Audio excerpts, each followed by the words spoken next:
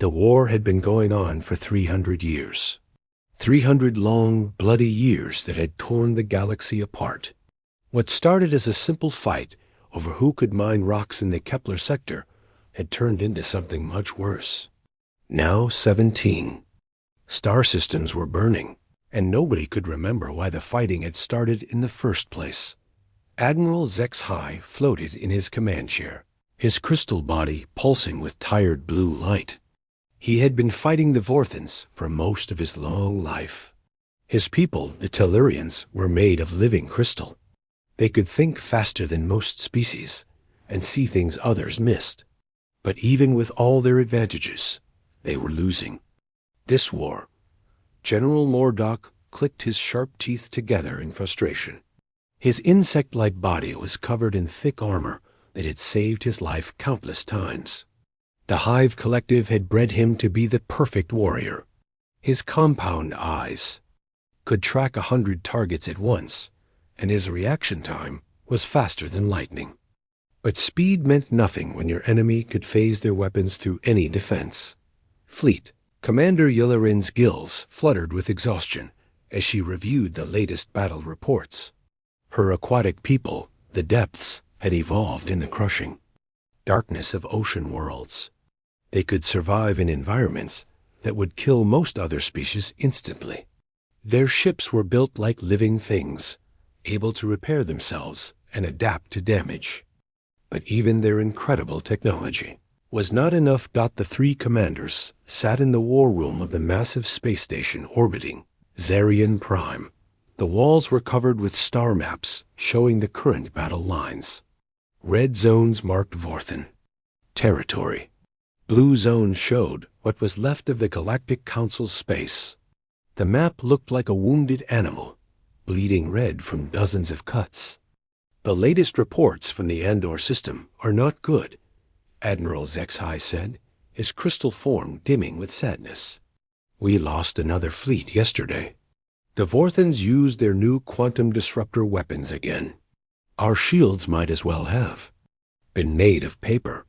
General Mordock's mandibles clicked rapidly, a sign of his anger. 14 fleets, he buzzed through his translator. 14 fleets destroyed in the past year alone. We cannot keep losing ships at this rate. The Vorthans are preparing for their final push, Fleet Commander Yilleran added, her voice carrying the deep, echoing tones of her people. Our spies report massive troop movements toward the core worlds. They think they can end this war in one decisive battle. The three leaders had good reason to be worried. The Vorthans were not like other species. They were made of silicon instead of carbon, which made them incredibly tough. They could absorb electromagnetic energy and use it to power their bodies. Over thousands of years, they had modified themselves to work directly with their machines. A Vorthan warrior was not just a soldier. He was a living computer, a weapon, and a spaceship all at the same time. Their quantum disruptor weapons were the worst part. These weapons could change their molecular structure to pass through solid matter like it was not even there. Armor was useless. Shields were worthless. The only defense was to not be there when the weapon fired, but Vorthan targeting systems were too accurate for that to work very often. How many ships do we have left? Admiral Zex-High asked, though he already knew the answer would be depressing. Across all three fleets, maybe 200 vessels that are ready for combat, General. Mordock replied. The Vorthans have at least 400, and their ships are bigger and more powerful than ours. Fleet Commander Yilleran's tentacles writhed with stress. Our people are tired, Admiral. They have been fighting for so long that some of them cannot remember what peace looks like. Morale is at its lowest point since the war began. The room fell silent, except for the quiet humming of the station's life support systems. Each commander was thinking the same thing, but none wanted to say it out loud.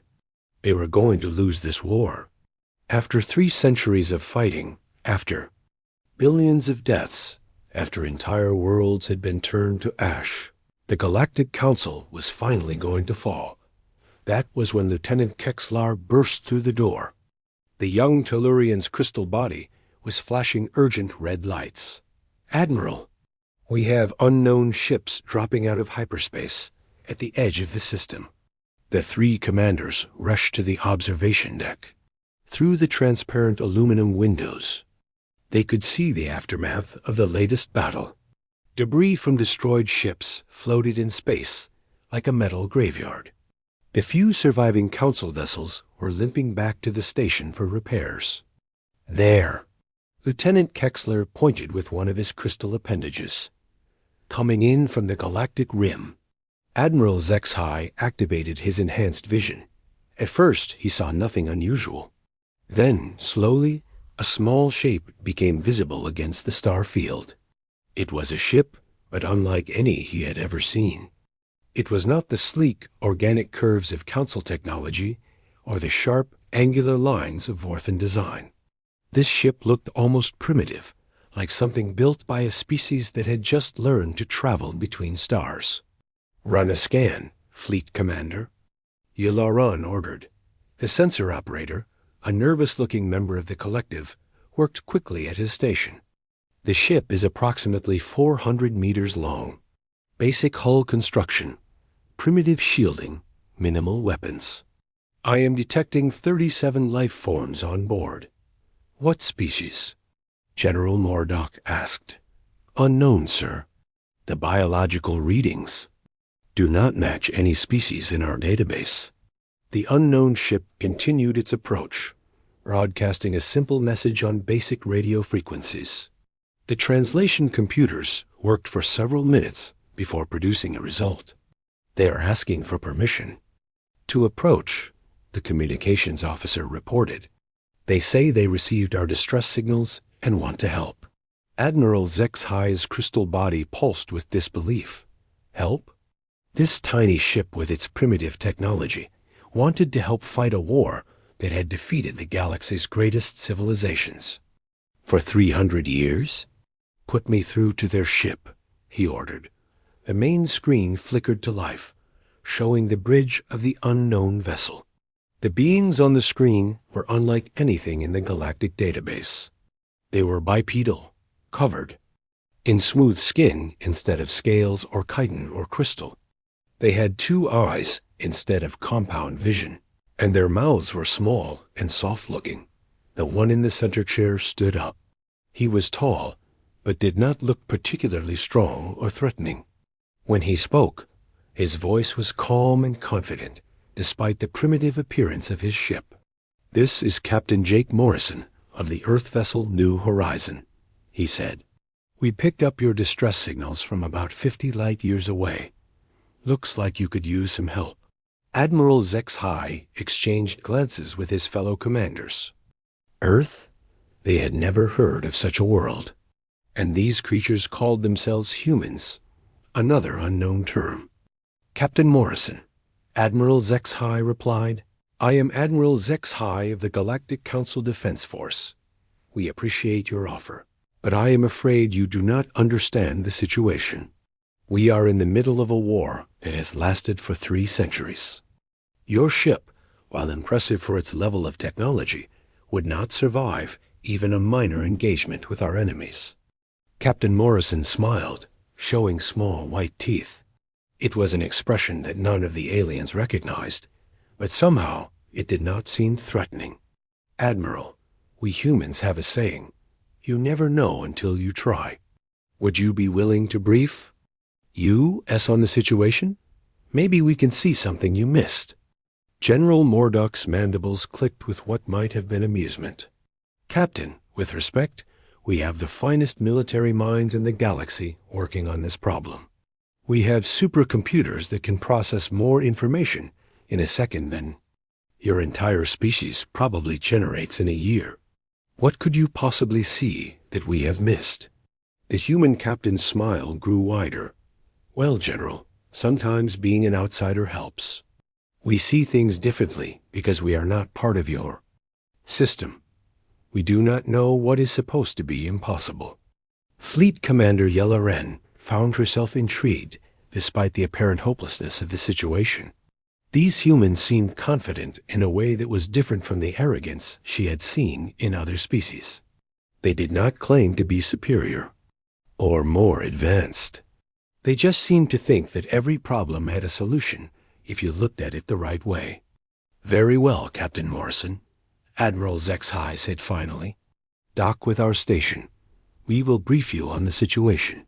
But I warn you, what you learn may convince you to leave this sector as quickly as possible." Captain Morrison nodded. "We will take that risk, Admiral. Sometimes the best time to arrive at a fight is when everyone else thinks it is already over." The docking bay of the Galactic Council station was filled with nervous energy. Admiral Zex-High stood at the center of the welcoming party, his crystal body pulsing with cautious blue light. General Morduck's compound eyes tracked every movement.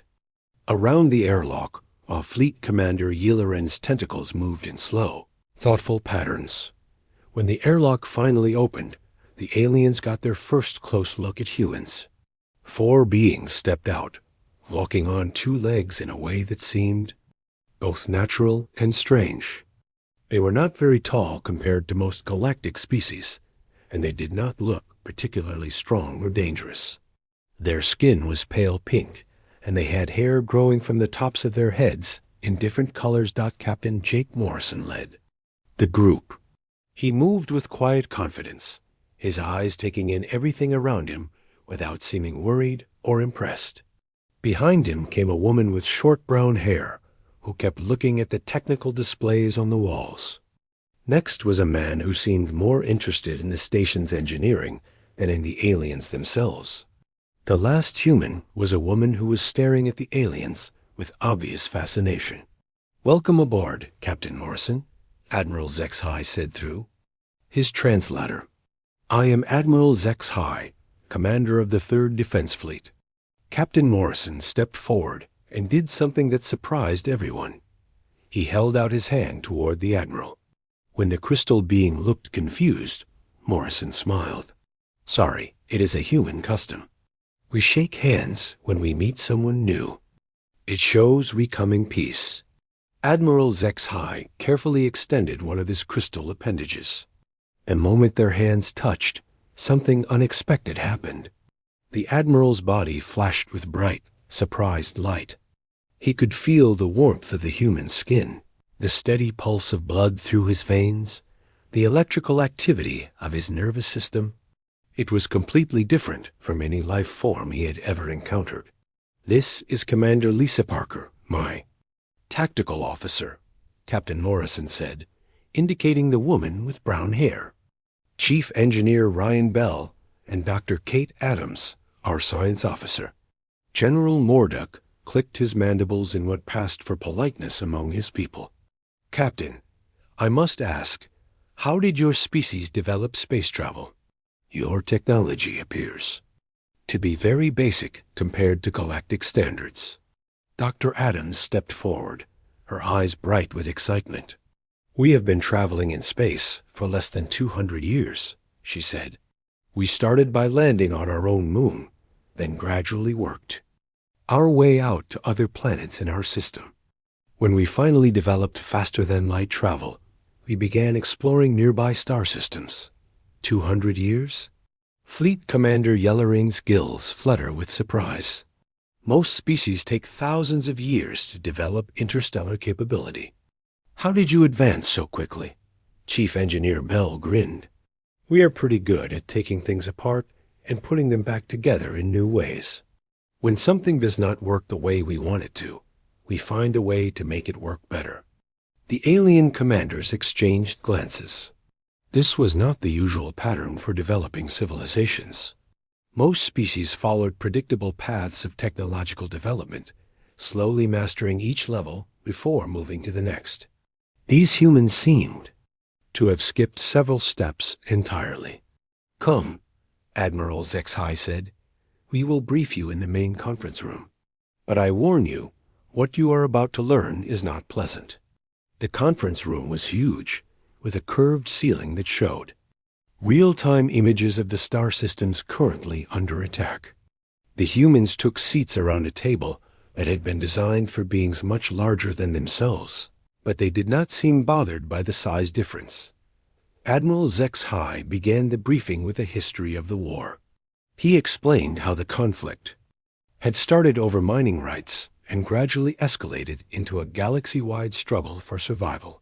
He showed them star maps that illustrated how much territory had been lost over the centuries. Commander Parker leaned forward, studying the tactical displays with intense concentration. Her questions surprised the alien officers with their insight and understanding. "These battle formations," she said, pointing to a recent engagement. "Both sides are using very similar strategies. You fight in organized groups, with each ship having a specific role to play."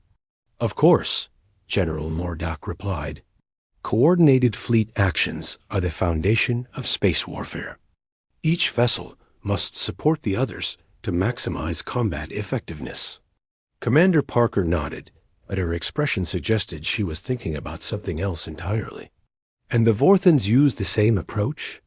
"Yes, though their formations are more aggressive than ours," Admiral Zex confirmed. "They prefer direct assault tactics, using their quantum disruptor weapons to break through our defenses." Dr. Adams was studying the biological data on the Vorthans with growing fascination. "These silicon-based life forms," she said, "they have modified themselves extensively over thousands of years?" "The Vorthans have turned themselves into living weapons," Fleet Commander Yelloran explained. "They can interface directly with their technology, process information faster than any organic brain, and survive in environments that would kill most other species instantly." "But they are still biological," Dr. Adams mused. "They still need energy. They still have physical limitations. They still follow the basic rules of life." Chief Engineer Bell was examining the technical specifications of both Council and Vorthan vessels. His excitement was obvious as he scrolled through the data. "Captain, look at this. These ships are incredible, but they are all designed for very specific purposes. This one is built only for long-range combat, this one only for close support, this one only for reconnaissance. Each ship class has been optimized for maximum efficiency in its designated role," Admiral Zex said proudly. "It has taken us centuries to perfect these designs. But what happens when you need a reconnaissance ship to fight, or a combat ship to scout?" Chief Engineer Bell asked. General Mordock's compound eyes focused on the human engineer. "That would be inefficient. Each ship performs the function it was designed for. We coordinate multiple ship types to handle different mission requirements." Chief Engineer Bell looked at Captain Morrison with an expression the aliens could not read. "Captain, I think I am beginning to understand something important here." The briefing continued for several hours. The humans asked questions that seemed strange to the alien commanders. They wanted to know about supply lines, communication, protocols, maintenance procedures, and crew psychology. They seemed less interested in weapons and more interested in how everything worked together. When the session finally ended, Captain Morrison stood up. "Admiral, General, Commander, thank you for the briefing. This has been very educational. We would like to request permission to examine some of your damaged vessels, and if possible, any captured Vorthan technology." The request was so unexpected that the three alien commanders sat in stunned silence for several moments.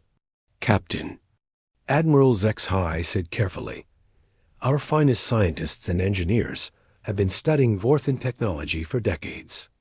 Our analysis teams include some of the most brilliant minds in the galaxy. What do you think you could learn that they have missed?" Captain Morrison smiled that strange human smile again. "Admiral, sometimes the best way to understand something is to look at it with fresh eyes. We do not know what is supposed to be impossible, so we might see possibilities that others have missed." Fleet Commander Yularen S. Tentacles writhed with curiosity. "What exactly are you proposing, Captain?" "Give us 72 hours to study your technology and theirs," Commander Parker said. "Let us see how both sides fight, how your weapons work, how your defenses operate. Then we will tell you what we think." General Mordoc's mandibles clicked with what might have been amusement. "And if your analysis reveals nothing new, then you will be exactly where you are now," Dr. Adams replied. "You will have lost nothing except 3 days." "But if we are right," Chief Engineer Bell added, "if we do see something you missed, then maybe we can help you end this war." The 3 alien commanders looked at each other. They had been fighting this war for 300 years. Their best strategists, their most advanced computers, their greatest military minds had all failed to find a solution. The idea that these primitive newcomers could succeed where they had failed seemed absurd, but they were desperate. In 6 months, maybe less, the 4th and final offensive would begin. When it did, the Galactic Council would fall, and 300 years of civilization would come to an end. Admiral Zexhi's crystal body pulsed with decision. "Very well, Captain Morrison. You will have access to our damaged vessels and our captured technology. You will have full cooperation from our technical staff. But I warn you, if you are wrong, if this is just optimism from a species that does not understand the reality of this war, then you may have wasted the last precious time we had left." Captain Morrison nodded seriously.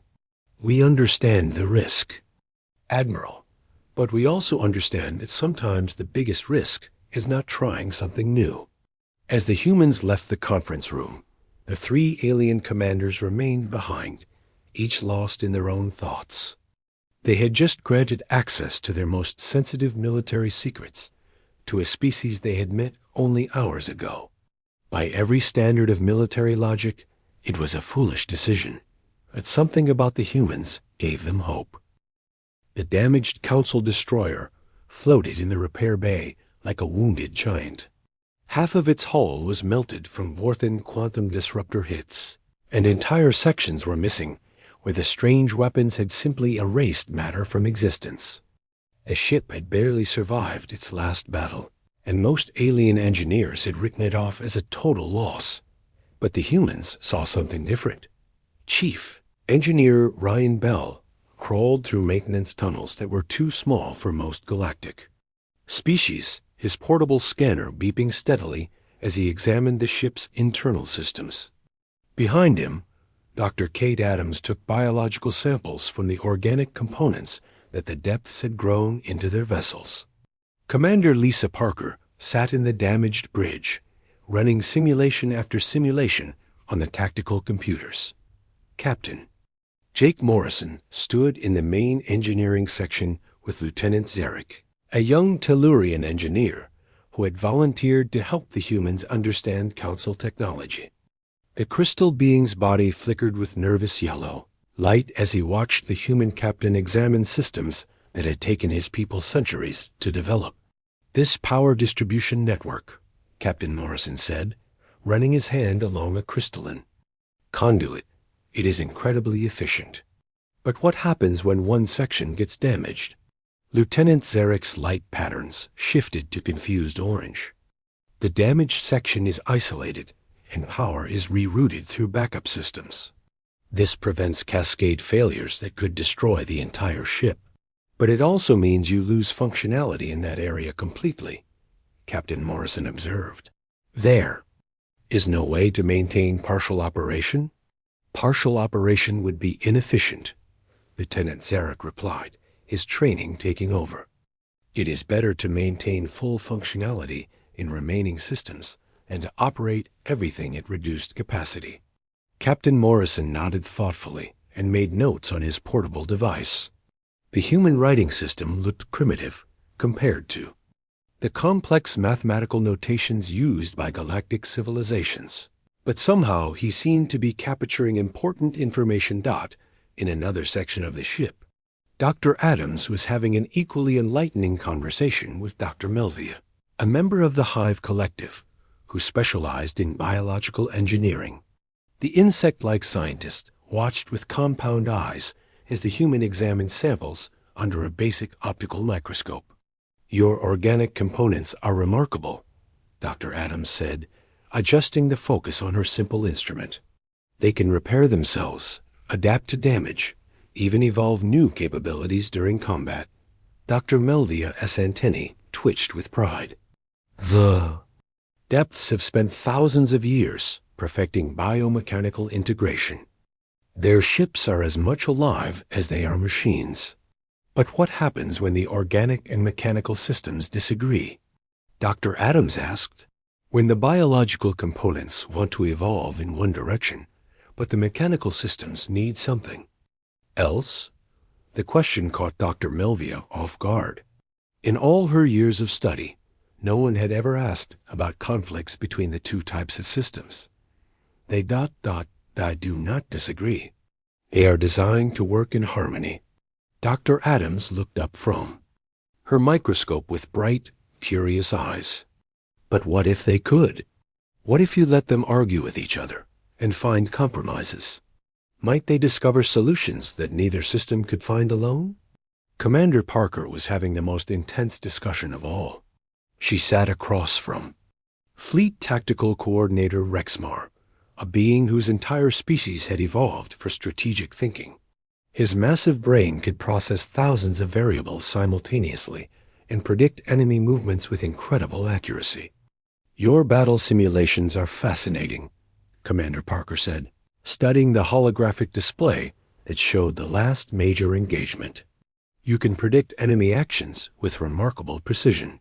Fleet Tactical Coordinator Rexmar's brain case pulsed with satisfied pink light. Vorthan tactical doctrine has remained consistent for over 2 centuries. We have cataloged every possible maneuver, every likely response pattern. There are few surprises left in this war. But that means they can predict your moves just as easily, Commander Parker pointed out. You are both playing the same game by the same rules. Of course, Rexmar replied.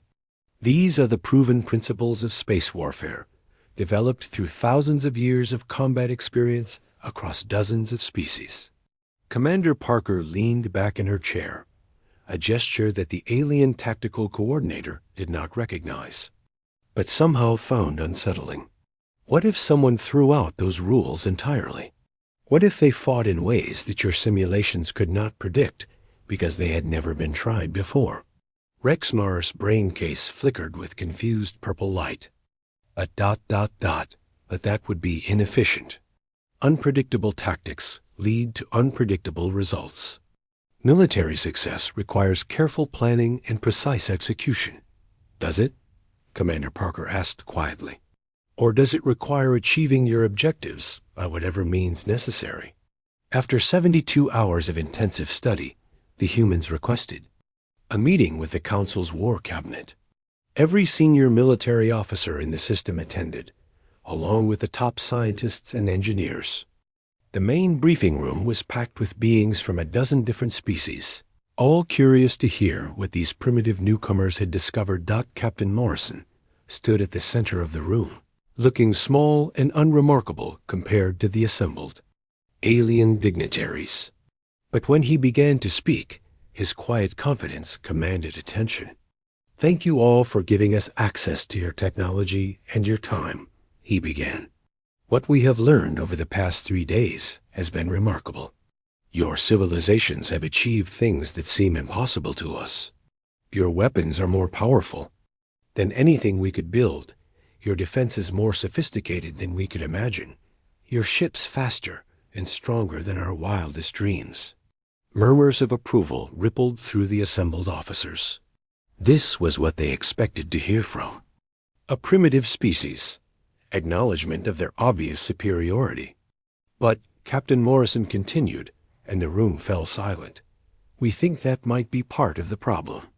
Admiral Zexhi's crystal body pulsed with concerned blue light. Explain. Chief Engineer Bell stepped forward, carrying a portable display.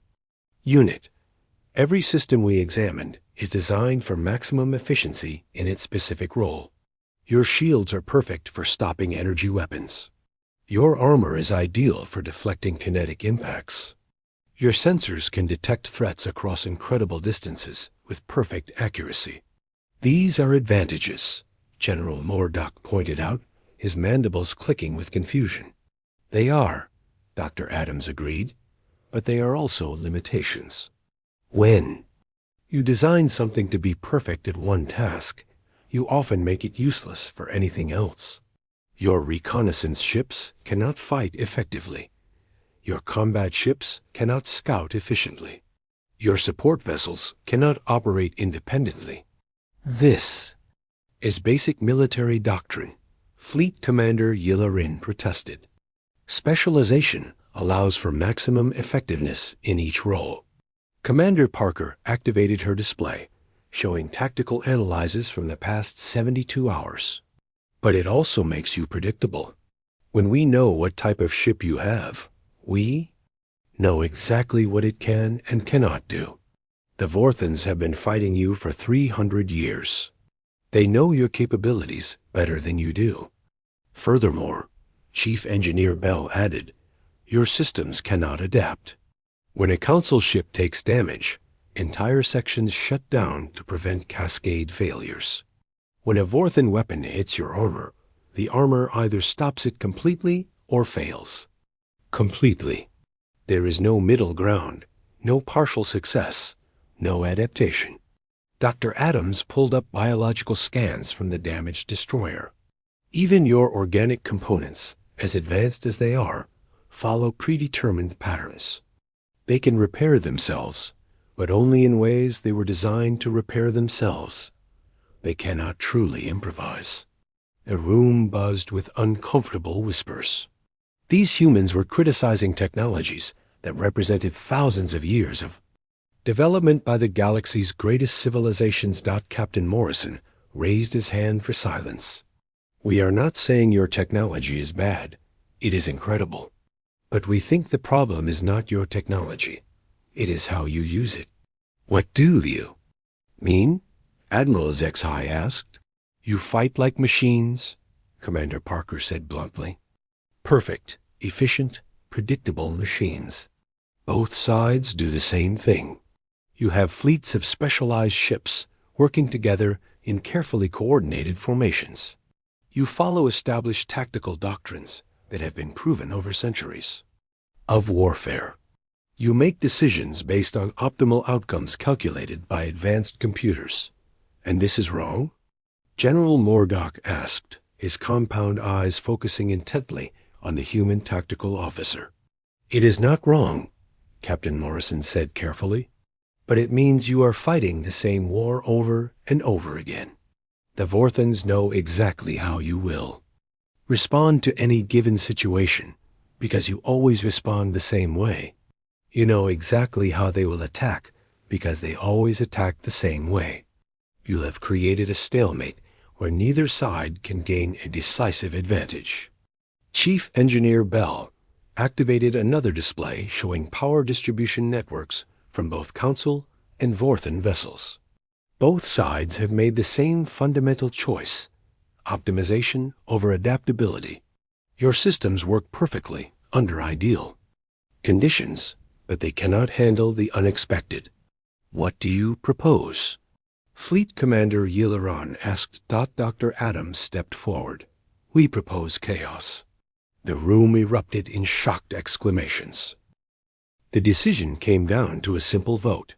The Galactic Council's War Cabinet sat in emergency session for 18 hours, debating whether to trust the remaining forces to a species that had been in space for less than 2 centuries. When Admiral HFY finally called for the vote, it passed by a single margin, 7 votes in favor, 6 against. Within 48 hours, the strangest fleet in galactic history was assembling at the Helix Nebula. 12 Council vessels of various classes floated in space alongside 6 human ships that looked like toys by comparison. The contrast was striking. Sleek alien warships with hulls that seemed to flow like living metal next to boxy human vessels that looked like they had been built in a garage. Captain Jake Morrison stood on the bridge of the New Horizon, watching the combined fleet through the main view screen. His ship had been designated as the fleet flagship, a decision that still amazed him. 3 days ago, He had been an exploration captain whose biggest worry was mapping asteroid fields. Now he was about to lead 18 ships into battle against an enemy that had terrorized the galaxy for centuries. Commander Lisa Parker worked at the tactical station, coordinating with alien officers whose names she could barely pronounce. The communication setup was like nothing ever attempted before. Real-time data sharing between ships with completely different computer systems, weapon configurations, and tactical doctrines. Fleet status report, Captain Morrison requested. All vessels are reporting ready, Captain, Lieutenant Amy Foster replied from the communications station. The young officer had volunteered to serve as Fleet Communications Coordinator, a job that required her to manage conversations in 17 different languages simultaneously. Chief Engineer Ryan Bell's voice crackled over the intercom from the engine room. Captain, the modifications to our deflector array are complete. I cannot guarantee it will work, but the theory is sound. Dr. Kate Adams looked up from her science station. The biological analysis of Vorthan quantum phase technology is finished. If Ryan's deflector modifications do what we think they will do, we should be able to disrupt their weapon systems enough to level the playing field. Captain Morrison nodded and activated the fleet communication system. All ships, this is Captain Morrison. The Vorthan fleet will arrive in approximately 30 minutes. I know many of you have doubts about our battle plan. Some of you think we are about to throw away 3 centuries of proven military doctrine for the wild ideas of a primitive species. Across the fleet, alien commanders listened to the human captain's words. Admiral Zexhai sat in his crystal command chair aboard the Council flagship, his body pulsing with nervous blue light. General Mordok stood on the bridge of his assault cruiser, his compound eyes tracking the positions of every ship in the formation. Fleet Commander Yilleran floated in her aquatic bridge, her tentacles moving in patterns that showed her deep concern. You are right to have doubts, Captain Morrison continued. What we are about to attempt has never been tried before. We are going to abandon formation flying, ignore tactical doctrine, and make decisions based on moment-to-moment conditions instead of predetermined battle plans.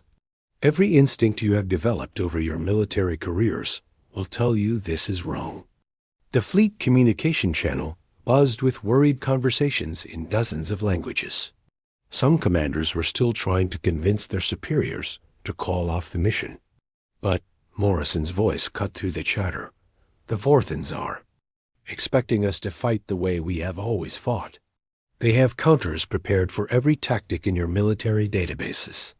Their quantum disruptor weapons were designed specifically to defeat your defensive systems.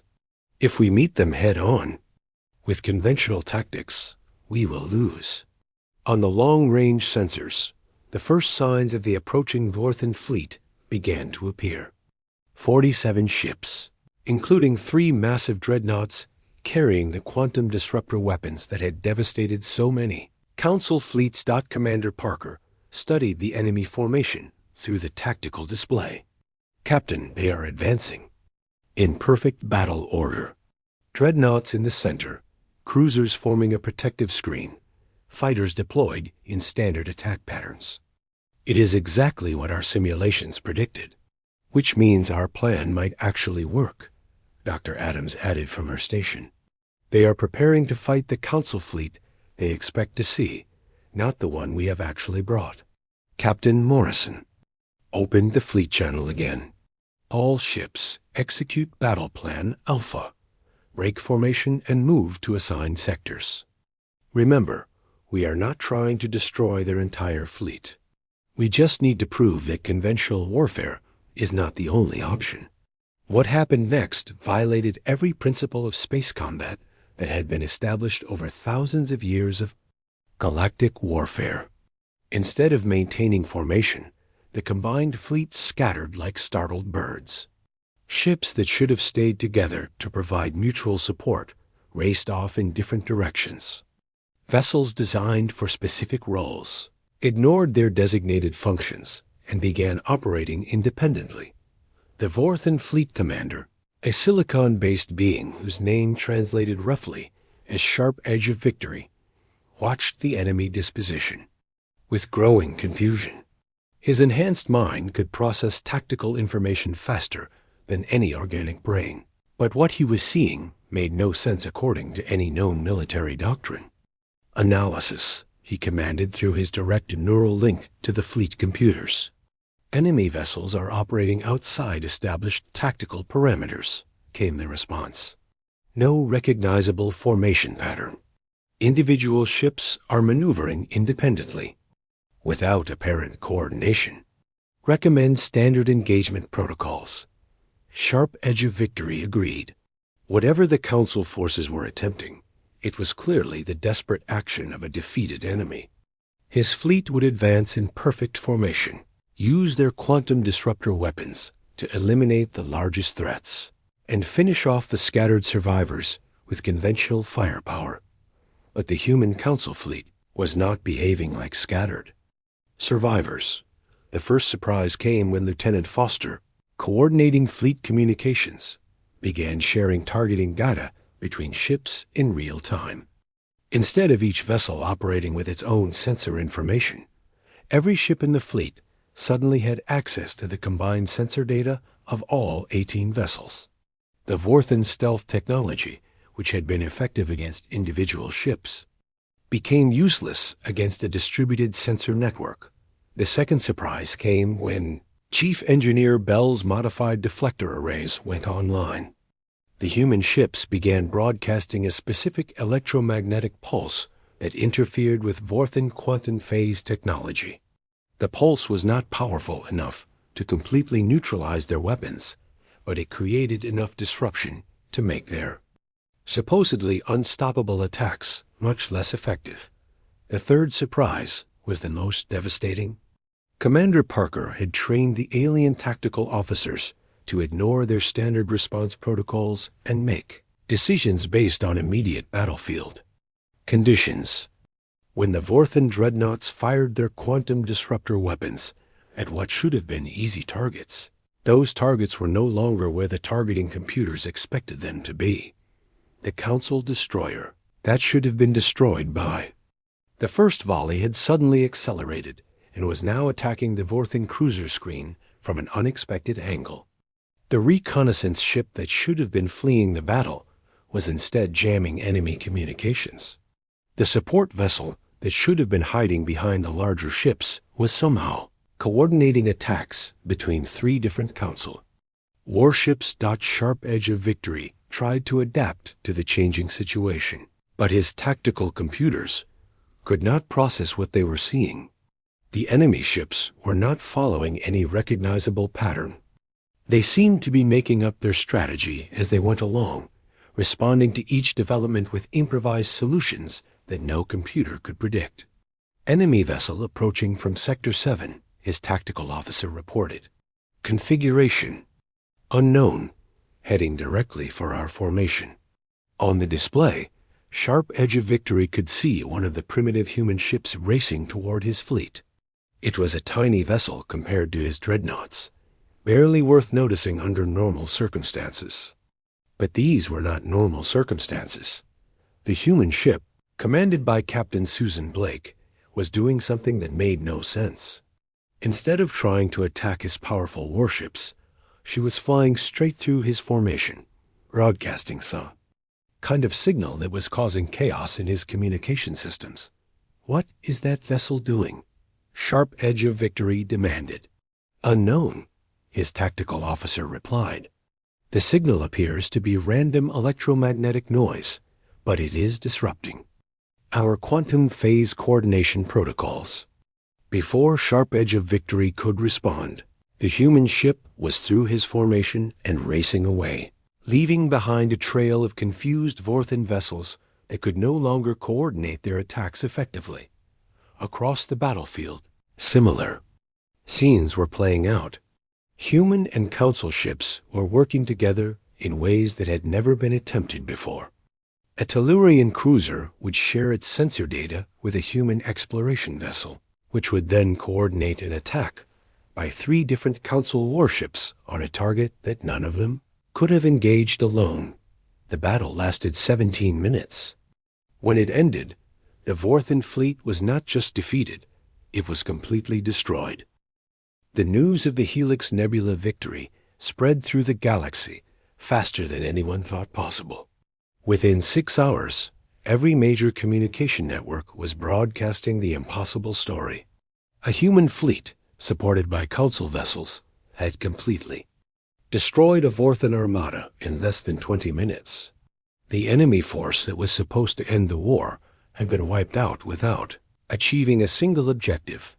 On the Vorthan homeworld of Krekstar, the High Command gathered in emergency session. These silicon-based beings had ruled their empire for over 1,000 years, expanding their territory through superior technology and ruthless efficiency. They had never experienced a defeat like this. Prime Commander Vexthron, the Supreme Military Leader of the Vorthan Empire, studied the battle reports with growing disbelief. His crystalline form sparked with electrical discharges as his enhanced mind tried to process what had happened. "How many ships did we lose?" he asked, though he already knew the answer. "All of them," replied his tactical coordinator. 47. Vessels destroyed or disabled. No survivors.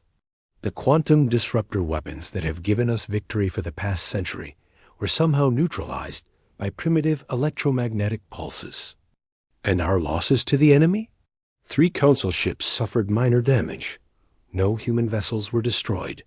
Prime Commander Vexthron's form flashed with angry red light.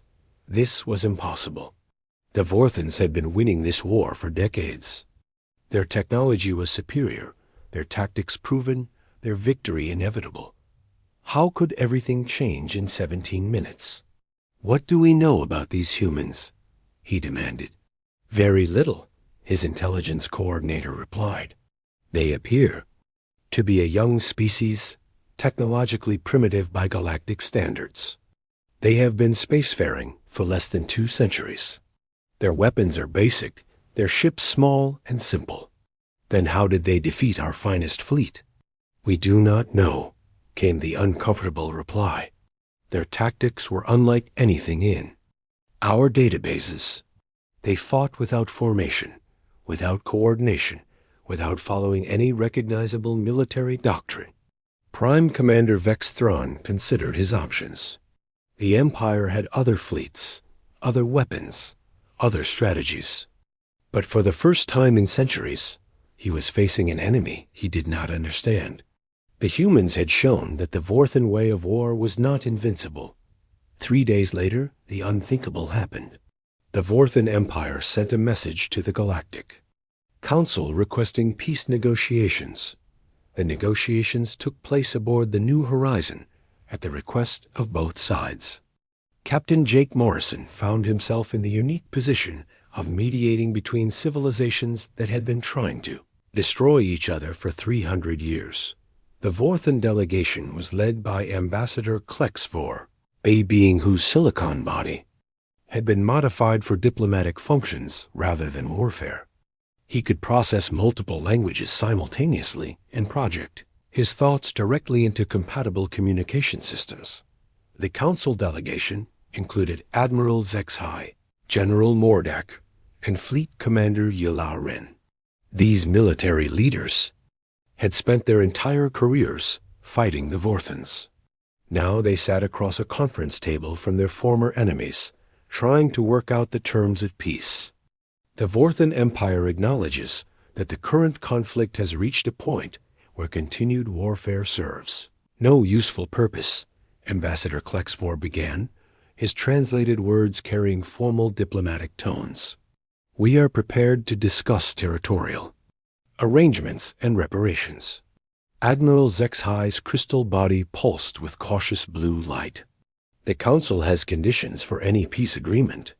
The Vorthans must withdraw from all occupied territories and provide compensation for the damage caused during 3 centuries of warfare." The negotiations continued for days. Both sides had legitimate grievances, territorial claims, and demands for justice. But slowly, with Captain Morrison serving as a neutral mediator, they began to find common ground. The key breakthrough came when Dr. Kate Adams made an unexpected suggestion. Instead of trying to divide up territory or assign blame for past actions, she said during one particularly difficult session, "Why not focus on building something new together?"